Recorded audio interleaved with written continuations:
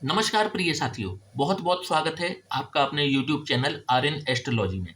साथियों, आज इस एपिसोड के माध्यम से हम बात करेंगे कुंडली में तलाक योग कैसे बनता है।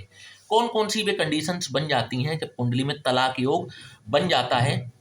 ये एपिसोड उन युवाओं के लिए काफ़ी ज्ञान का स्रोत बनेगा जो कि विवाह के योग्य बन गए हैं और अपने लिए कुंडलियां खंगाल रहे हैं, तलाश रहे हैं। और यदि उन युवाओं की कुंडली में भी इस प्रकार के योग बनते हुए दिखें तो उनको अलर्ट हो जाना चाहिए और बिना अच्छी तरीके से कुंडली मिलाए इनको विवाह संपन्न नहीं करना चाहिए। साथियों, विवाह एक ऐसा हमारे जीवन में एक ऐसा समय आ जाता है जहां पर हर माता पिता को अपनी संतान के लिए उसका विवाह का चिंता होनी शुरू हो जाती है।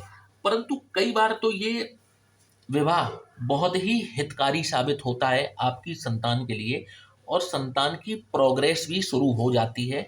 विवाह संपन्न होते ही उनको ऐसे जीवन साथी की प्राप्ति होती है जो कि उन्हें जीवन में मोटिवेट करता है और प्रेरित करता है। परंतु कई बार ऐसा भी हो जाता है कि विवाह के बाद ही व्यक्ति का जातक का पतन जीवन का शुरू हो जाता है, क्योंकि कई बार इनको जीवन साथी के रूप में एक कर्कश व्यक्तित्व के व्यक्ति से इनका विवाह संपन्न हो जाता है जो कि इनके पतन का कारण बन जाता है। साथियों, तो आज इस एपिसोड का जो पर्पस है वो यही है कि आपकी कुंडली में यदि इस प्रकार के योग बन रहे हैं तो आपको हो जाना चाहिए सावधान और बिना कुंडली मिलाए तो बिल्कुल भी विवाह ना करें। और कोशिश करें कि जिस व्यक्ति से ऐसे व्यक्ति की शादी हो तो जो सामने अपोजिट वाला व्यक्ति है उसकी कुंडली में विवाह स्थान मजबूत हो। तो इस प्रकार से हमें कुंडली मिलानी चाहिए। तो साथियों, उदाहरण के तौर पर आज हम इसको समझ लेते हैं लग्न पत्रिका से और नवांश पत्रिका से। मान लीजिए ये किसी की एक उदाहरण के रूप में किसी की कुंडली है जो इस प्रकार से निर्मित है। तो यहाँ पर अब हम विवेचना करेंगे सप्तम भाव की। सबसे पहले सप्तम भाव और सप्तमेश की विवेचना करेंगे कि आखिर इनका जीवन साथी का किस प्रकार का रिजल्ट इनको मिलेगा। यहाँ पर 8 नंबर की राशि सप्तम स्थान पर लिखी हुई है जो कि हुई वृश्चिक राशि। खुद ये वृषभ लग्न के जातक हैं। तो आप देखेंगे कि इनके लग्न में ही राहु विराजमान है और सप्तम स्थान में इनके केतु विराजमान है। अब पहली कंडीशन तो यही है कि मैं अपने हर वीडियोस में कहता हूं कि राहु और केतु का प्लेसमेंट लग्न और सप्तम भाव में कभी भी अच्छा नहीं होता, क्योंकि देखिए लग्न आपका सबसे पवित्र स्थान होता है कुंडली का और राहु यहाँ पर विराजमान हो करके काफी मैनिपुलेटिव व्यक्ति का दिमाग कर देते हैं। और क्योंकि सप्तम भाव में केतु विराजमान है तो केतु हैं अलगाववादी प्लेनेट, डिटैचमेंट के प्लेनेट हैं, अलग करते हैं। जिस भाव में विराजमान होते हैं उस भाव के कारक तत्वों से अलगाव पैदा करते हैं। अब क्योंकि ये आपके पार्टनरशिप का भी भाव है और आपके विवाह का भी, आपके जीवन साथी का भी भाव है, यहाँ पर केतु का विराजमान होना बिल्कुल भी अच्छी स्थिति नहीं होती। कई बार ऐसा देखा जाता है कि राहु का और केतु का सप्तम भाव में विराजमान हो जाना तो व्यक्ति जो है सिर्फ सोसाइटी को दिखाने के लिए उस विवाह को चलाता रहता है। केवल शादी रह जाती है सोसाइटी की नज़रों में, बाद बाकी उनके मन का अलगाव बहुत ही शीघ्र हो जाता है। केतु जब भी सप्तम भाव में विराजमान हो, क्योंकि डिटैचमेंट के प्लेनेट हैं, अपने जीवन साथी से लगाव को ही अलगाव में बदल देते हैं। अब यहाँ पर एक कंडीशन तो खराब होती हुई नजर ये आ रही है, परंतु ये चीज सफिशियंट नहीं है शादी को खराब करने के लिए, बिल्कुल भी नहीं है। इसके बाद में अब दूसरी कंडीशन आप देखिए कि यहाँ पर चंद्रमा जो है सप्तम भाव में आकर के अपनी नीच राशि में विराजमान है और वो भी केतु के साथ में, अपने परम शत्रु के साथ में। समझ रहे हैं? केतु केतु के परम शत्रु हैं चंद्रमा और चंद्रमा के साथ में ये हो गए विराजमान, वो भी सप्तम भाव में और चंद्रमा यहाँ पर आके हो गए किसके से, तो नीच के। तो कई बार ऐसा देखने में आता है कि जब भी सप्तम भाव में चंद्रमा विराजमान हो, ऐसे व्यक्ति की जो मैरिड लाइफ होती है, उस मैरिड लाइफ के खराब होने में इस व्यक्ति की माता का या इस व्यक्ति की सास का बहुत बड़ा रोल रहता है। जब भी चंद्रमा सप्तम भाव में विराजमान हो, तो इस व्यक्ति की मैरिड लाइफ खराब होने में इनकी माताजी या फिर इनकी सास का अहम भूमिका होती है। तो ये भी अच्छी चीज नहीं हुई यहाँ पर। अब इस केस में आप देखिए कि केतु का विराजमान हो जाना, साथ में चंद्रमा का विराजमान हो जाना, ये बिल्कुल भी अच्छी चीज नहीं है, लेकिन ये अभी भी पर्याप्त नहीं है एक तलाक को करवाने के लिए। अब देखिए अगली कंडीशन क्या बनी, यहाँ के सप्तमेश बने मंगल। यहाँ के सप्तमेश कौन बने, मंगल।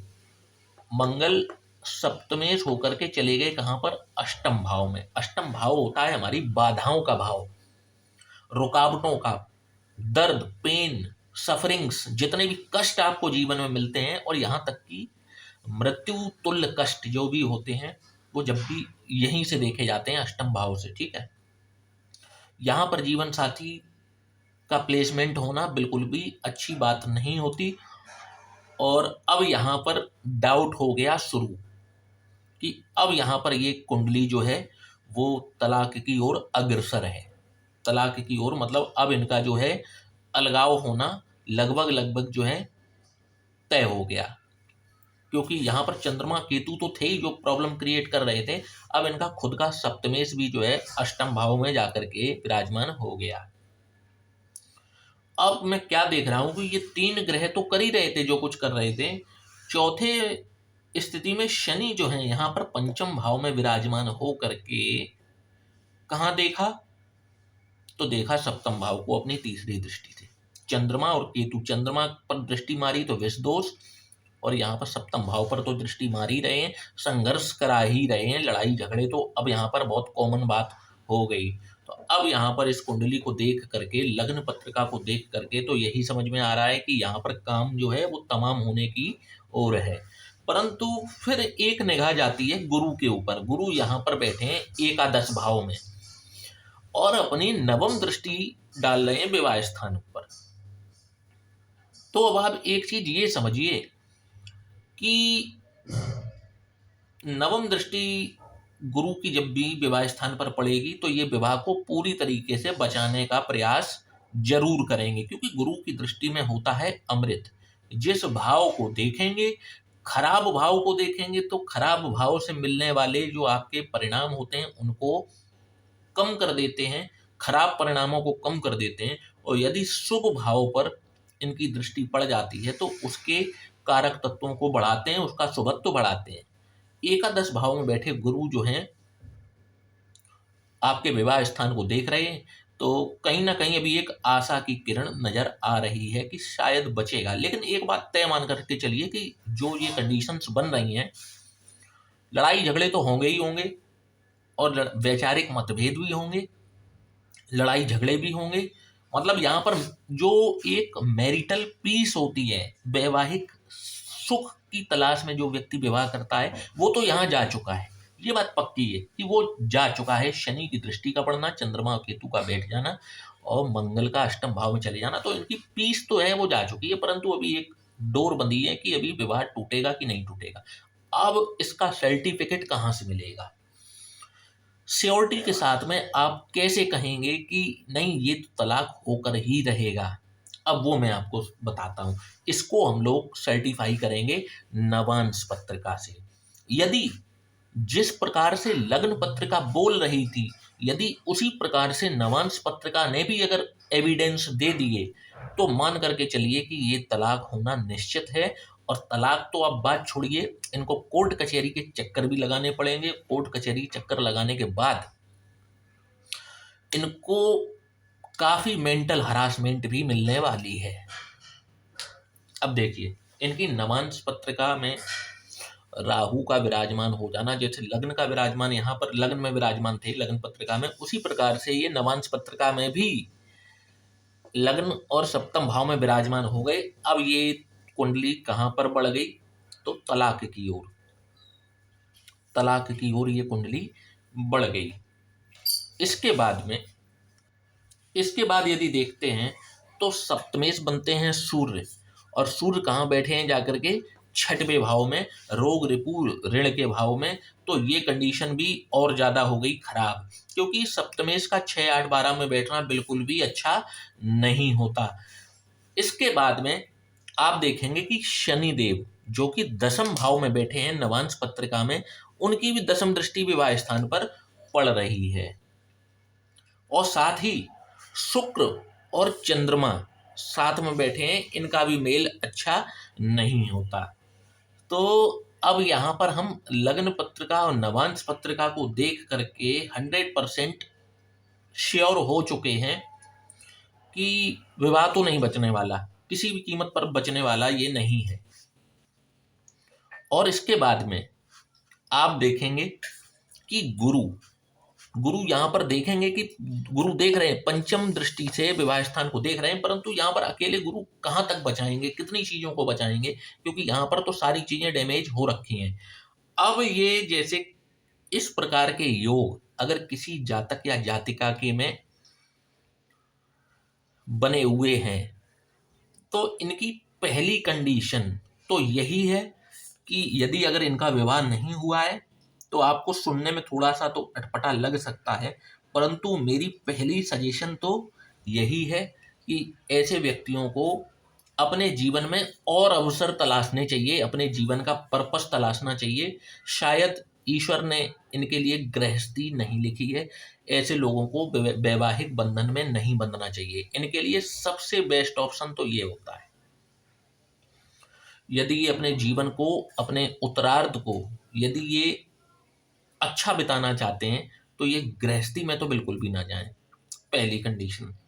परंतु यदि फिर भी ये जोखिम लेना चाहते हैं, अपने जीवन के साथ में जोखिम लेना चाहते हैं, तो इनको ऐसे जातक या जातिका से विवाह करना चाहिए जिनका विवाह स्थान बहुत ज्यादा मजबूत हो, शुभ ग्रहों की दृष्टियां उस व्यक्ति के विवाह स्थान पर पड़ती हों, और किसी भी प्रकार से उसके में इनमें से एक भी दोष ना हो जिससे इनका विवाह होने जा रहा है। तो भी आप ये मान करके चलिए कि लड़ाई झगड़े कलेश तो फिर भी होंगे, परंतु विवाह हो सकता है कि टिक जाए, क्योंकि उसके में प्रॉमिसिंग है कि भाई उसका तलाक यदि नहीं होना है तो कहीं ना कहीं ग्रह एक दूसरे को बैलेंस कर देंगे, क्योंकि विवाह के बाद हमारे भाग्य भी जुड़ते हैं। तो हो सकता है उसके भाग्य के बल से जो है चीजें मैनेज हो जाएं, परंतु जिसके में ये योग निर्मित है, इसके लिए पहली प्रायोरिटी तो यही है कि इस व्यक्ति को विवाह नहीं करना चाहिए। तो साथियों, आशा करता हूं कि आज का ये वीडियो आपको पसंद आया होगा। तो वीडियो को लाइक और चैनल को सब्सक्राइब करना ना भूलिएगा। और यदि आप भी अपनी कुंडली का विश्लेषण कराना चाहते हैं तो नीचे दिए हुए इस व्हाट्सएप नंबर पर आप हमसे संपर्क कर सकते हैं। जय श्री राम।